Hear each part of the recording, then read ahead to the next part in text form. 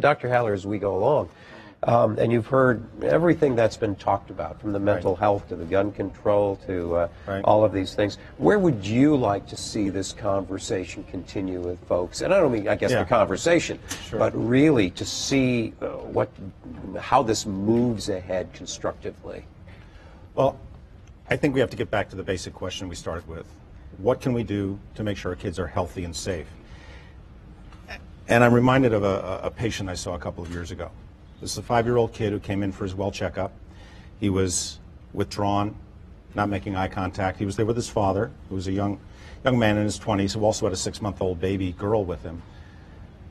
And in fact, my medical student was concerned that this kid might be developmentally delayed.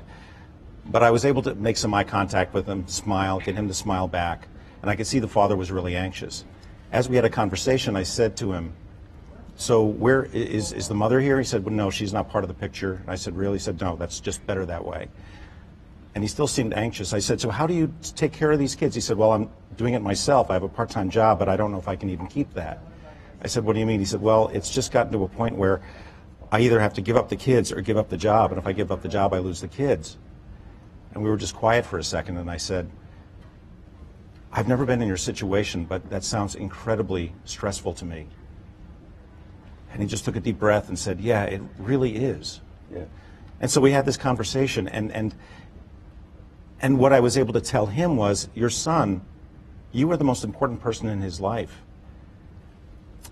This is the kind of thing where I felt like he felt like he had been seen for the first time in a long time. Yeah.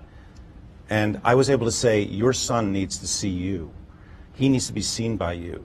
And it's this sort of thing that makes such a difference. I was able to get a social worker to come in and get him some child care. A couple of weeks later, he came back. This kid was active. He was playful. He was doing great. His father was reading books to him every day. He said, "Dr. Haller, it's like night and day." And I think this is part of it. When kids are seen, when they are heard, and when parents are told that what you say to your kids is important, it makes all the difference.